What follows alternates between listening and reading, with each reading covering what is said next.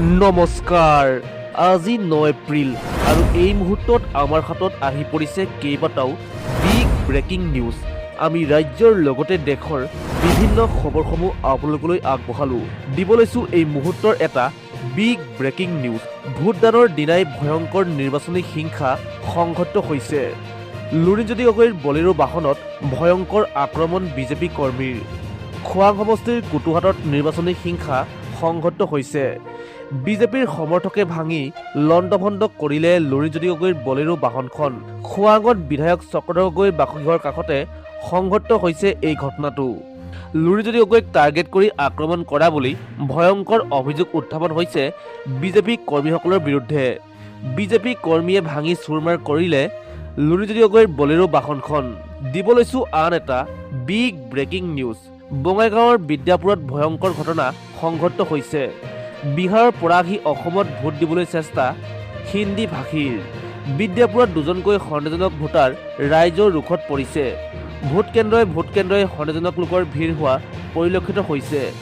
ৰাইজৰ ৰোষত পৰিছে এইবাৰ বিহাৰৰ দুজনকৈ লোক। ভোট দিবলৈ আহোঁতেই হাতেলোতে ধৰিলে ৰাইজে। আৰু এই ঘটনাক কেন্দ্ৰ কৰি বিদ্যাপুৰত চেপা উত্তেজনাই বিৰাজ কৰিছে, কাৰণ বিদ্যাপুৰত নাই বিহাৰী লোকৰ স্থায়ী বাসস্থান। দিব লৈছোঁ আন এটা বিগ ব্ৰেকিং নিউজ।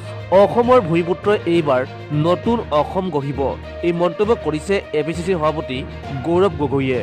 মোৰ বিশ্বাস আছে অসমৰ জনতাই এইবাৰ নতুন অসম গঢ়িব। এইবাৰ অসমৰ ৰাইজে ভ্ৰষ্টাচাৰৰ বিৰুদ্ধে এখন সুস্থ অসমৰ সপক্ষে ভোটদান কৰিব। আজি বতৰ বিৰাটেই ভাল, আৰু ভাল বতৰত ভাল ফলাফলেই হ'ব। 2021ৰ তুলনাত এইবাৰ ভোটদানৰ হাৰ বাঢ়িব।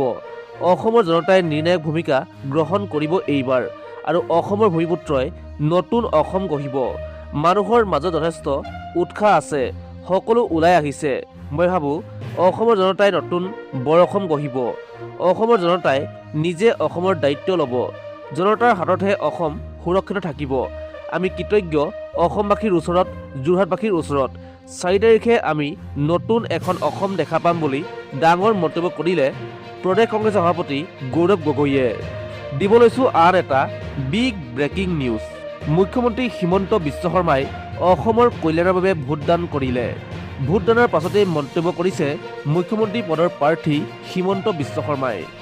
অসমৰ মংগলৰ বাবে সকলোৱে ভোট দিয়ক। ৰাইজে বিগত 4 মাহ ধৰি আমাক অজস্ৰ মৰম দিছে। অসমবাসীৰ ৰাইজৰ ওচৰত মই কৃতজ্ঞ। জালুকবাৰীত মই প্ৰচাৰ চলাব পৰা নাই। জালুকবাৰীৰ ৰাইজে নিজেই প্ৰচাৰ কৰিছে। নিৰ্বাচনত মই বেছিকৈ নাহিলেও নিৰ্বাচনৰ পাছত বেছিকৈ আহিম, কাম কৰিম।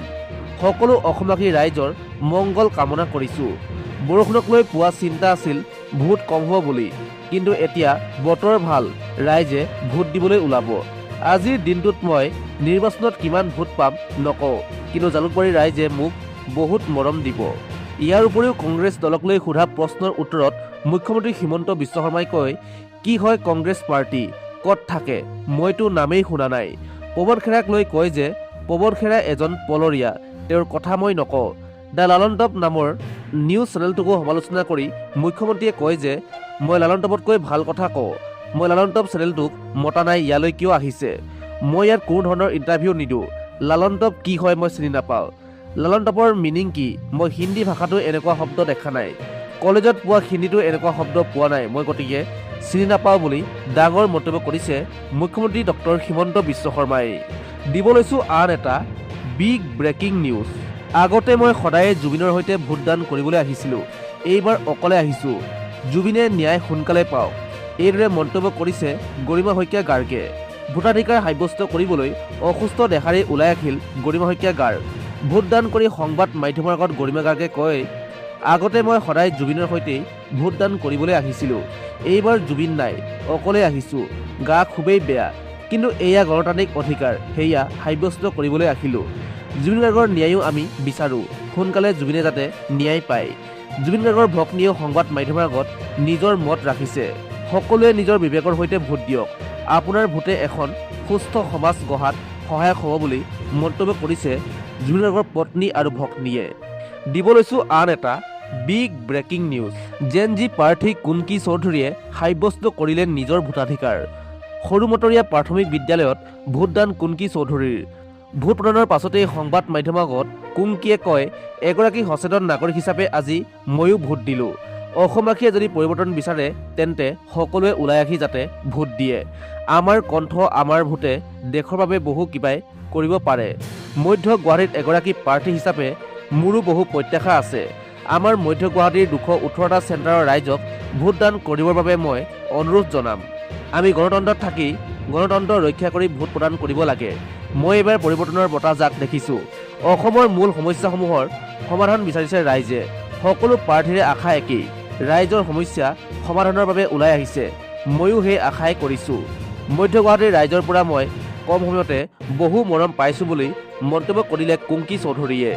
দিব লৈছোঁ আন এটা বিগ ব্ৰেকিং নিউজ। সামাজিক মাধ্যমত ভাইৰেল কণ্টেণ্ট ক্ৰিয়েটৰ নীলাক্ষী শৰ্মাৰ ভিডিঅ'।